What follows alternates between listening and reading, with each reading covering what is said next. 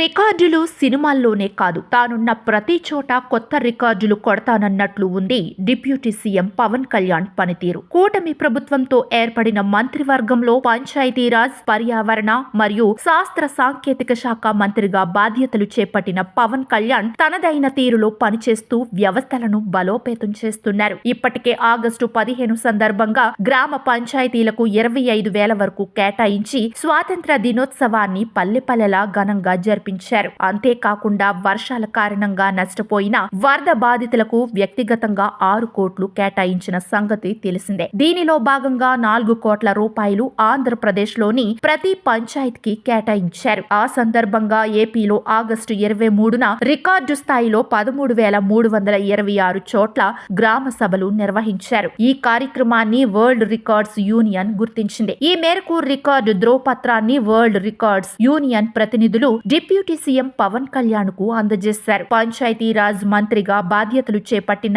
100 రోజుల్లోపే పవన్ కళ్యాణ్ ప్రపంచ రికార్డు నమోదు చేయడం పట్ల అభిమానులు హర్షం వ్యక్తం చేస్తున్నారు. పంచాయతీరాజ్ అధికారి విఆర్ కృష్ణతేజ ఆ కార్యక్రమాల్ని పర్యవేక్షించారు.